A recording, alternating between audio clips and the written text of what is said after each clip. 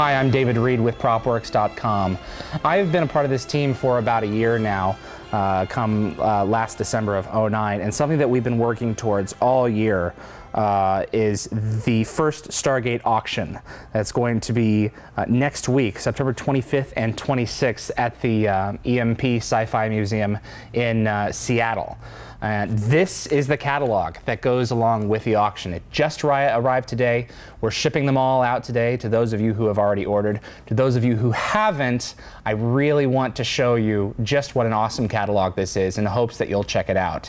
This is 4 pounds of book, high color, glossy photos, and I want you to see what's inside of it. I love this book for many reasons, one of which is it's so sturdy. It feels like a textbook. I mean, it has that consistency. These pages are just, the cover is just so well put together and the pages inside of it. And you've got this matte finish where the jackal from the feature film, which is one of the items that we're selling, by the way, is reflective on this cover. A few highlight sections, as far as I'm concerned, are the interviews, which actually I conducted. This first one is with Robert C. Cooper, executive producer of SG-1, Atlantis, and Universe. He was with the show up until recently. He's been with it since season 1 of the series. You have the interview in text here, as well as production photos. We also have an interview with Richard Hudolin, was SG-1's production designer before he went off to do shows like Battlestar Galactica. James C.D. Robbins, who is now the production designer and started off as an artist on the series. Christina McQuarrie, who was the first costume designer for SG-1. And you also have Ken Rebel, a concept artist, who actually is responsible for the creation of the DHD, as well as Mark Davison, who was Stargate's set decorator.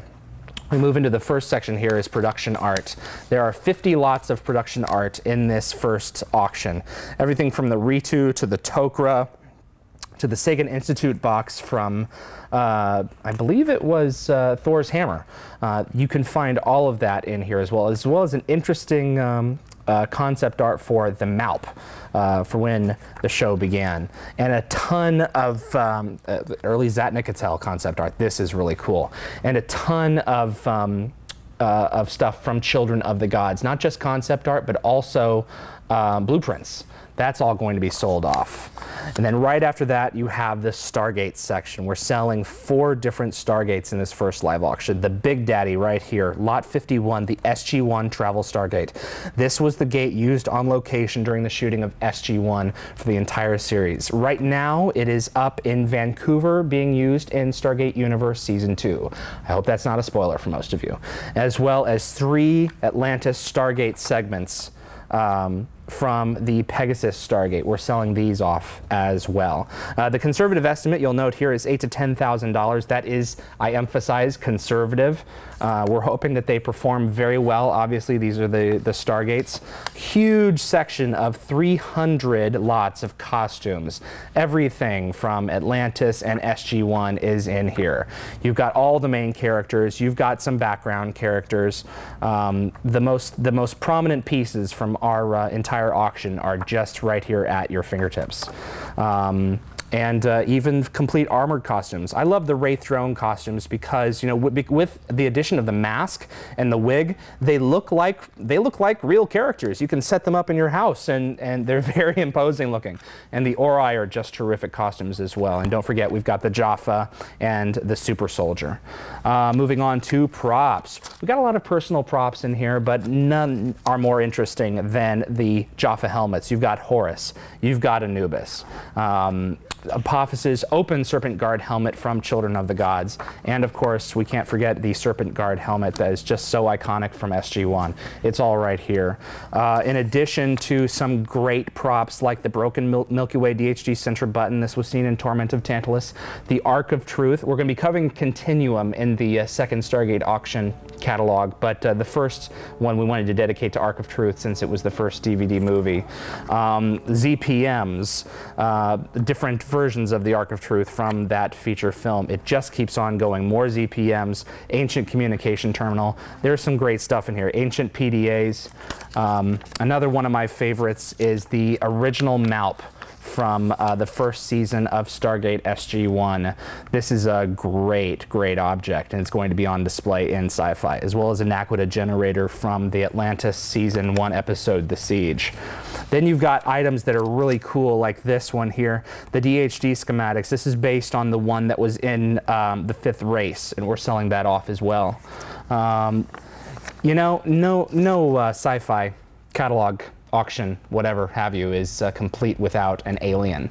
And we've got the Asgard puppet. This is the last version of Thor that they used in both Season 10 of SG-1 and in Season 5 of Stargate Atlantis with the Lost Tribe. He appeared there as well.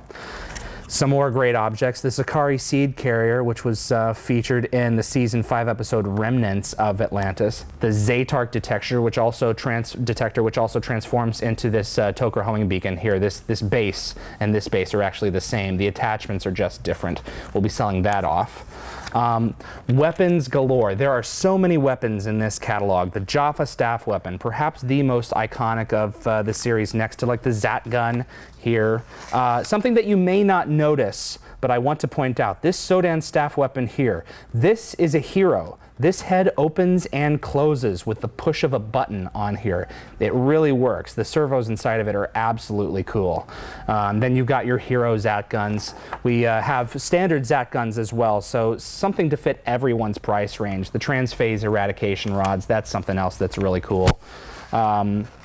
Some of my favorites, the Ancient Stunners. These are just magnificent weapons. And the Ancient Drone Weapon. This is a cool prop. This is one of the coolest things that I've ever seen. So much work went into this.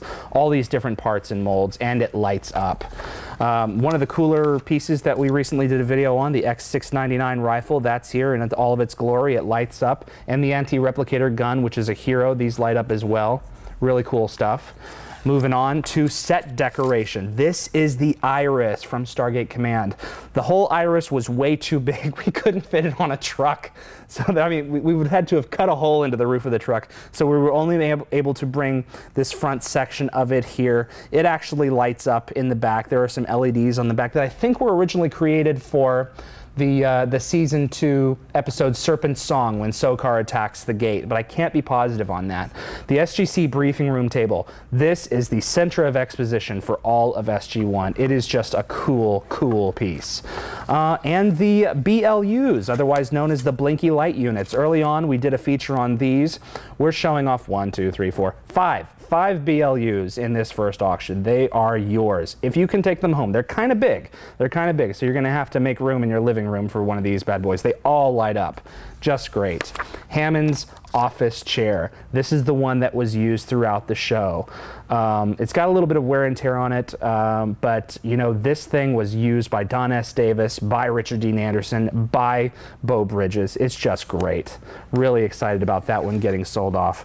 The Atlantis Administrative Office logo as well. This is one of the neatest props that exist. Fantastic work by the team. This thing's about this big, and I also did a video on that, so you can check that out on YouTube if you search Stargate Artifacts, you'll find that as well.